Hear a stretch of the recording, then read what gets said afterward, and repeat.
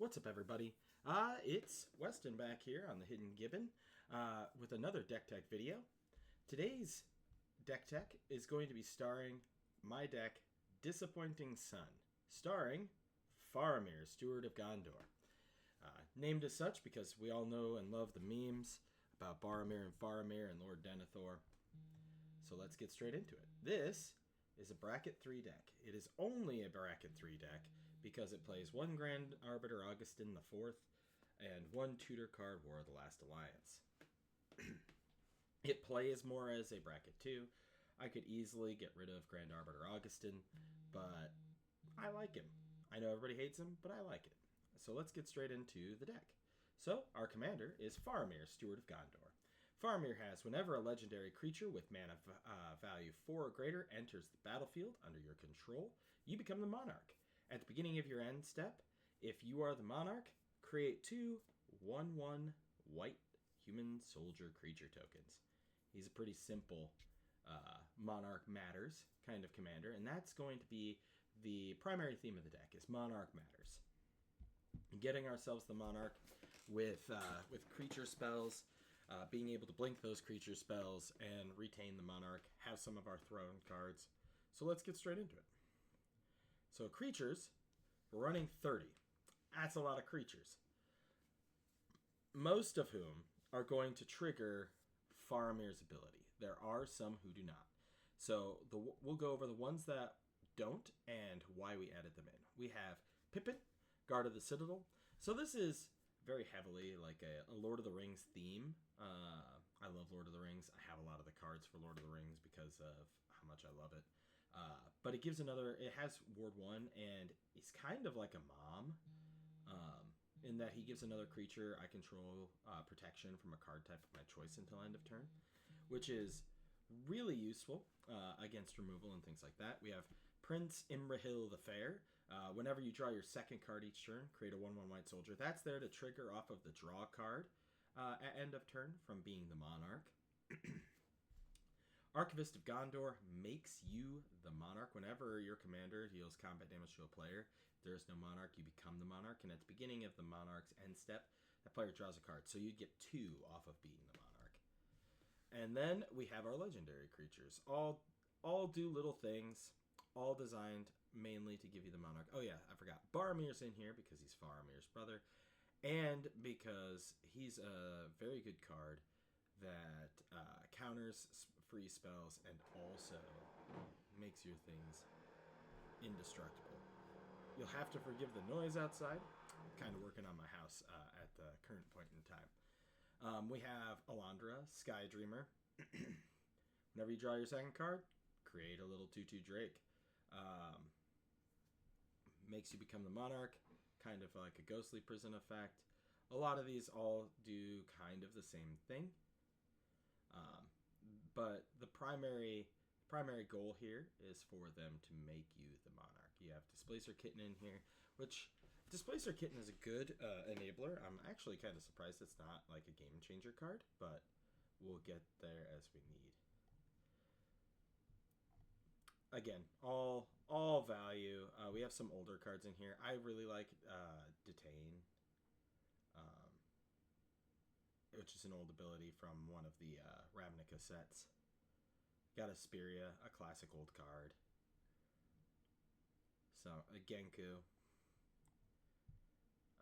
And then we have our sorceries. Ascend from Avernus, getting my stuff back.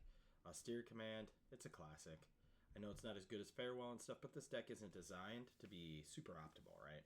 It's not designed to be the end-all be-all deck. It's not designed to compete at a high level. This is a very casual deck. Like I said, despite it being tier 3 because of Grand Arbiter, I can easily drop that card and it would be like a mid to low tier 2. Like this is kind of like a pre-con level kind of commander deck.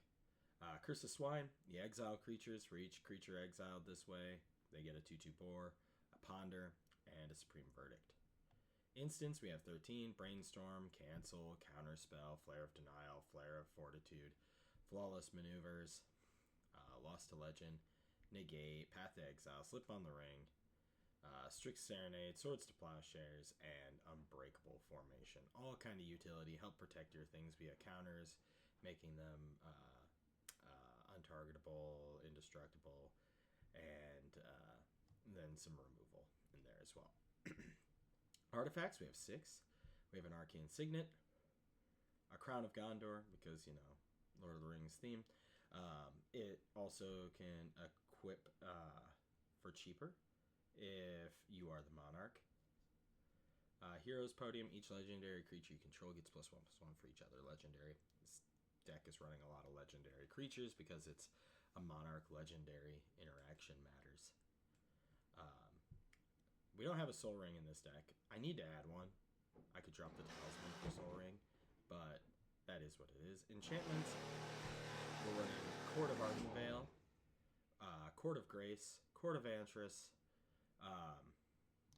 which Court of Antris I would honestly use to copy the other courts, like Court of Ardenvale or Court of Grace. Detention Sphere, really, really good against tokens. I know a lot of people might think that it's not very good in Commander, but especially since I play against so many Zergo decks, getting rid of all those tokens is pretty good. Fall from Favor makes you the Monarch. Fealty to the Realm makes you the Monarch. I think I said this in my Janara deck tech, but Flowering of the White Tree is a very, very good card. I love it. Again, Lord of the Rings themed. We have Ghostly Prison, we have Propaganda, and we have War of the Last Alliance, which lets me search for a legendary creature card, reveal it, and put it in my hand. Lets me do that twice. And then creatures I control gain double strike until end of turn. Again, sorry for the noise.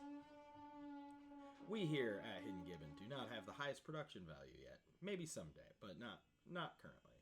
And then we're running 35 lands. Our average mana cost isn't too high. So, I mean, like, you do have some high ones in there, like Elish Norn, but like, and Champions and Ministerial, but that one only requires 1 pip. Otherwise, it's like 5 drops and 1 6 drop and 1 7 drop, right? But we're running 35 lands. We got Command Tower, Exotic Orchard, Glacial Fortress, Hallowed Fountain. This deck, as you can see here from the curve, lots of 4s, kind of goes up like that. And there's our breakdown of the deck. This deck is sitting at 426.92.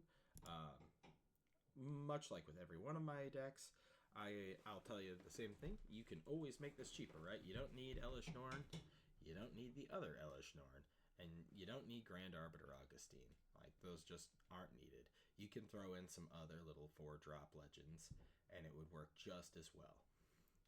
Again, this is supposed to be a casual sort of deck, which, yeah, I have some like bombs right here, but at the end of the day, it is supposed to be more casual. You can tell from a lot of my spells. So, like, the Flawless Maneuvers, I got that out of a booster pack, so that's the only reason I have that in here. It probably would go better in one of my other white decks, but it's in here. You can always drop that card too, right? There's better and well, not better, but there's other spells you can run. Anywho, that is Disappointing Stun with Faramir. Will he win? I don't think I've won yet with the deck. I'll of course upload some gameplay.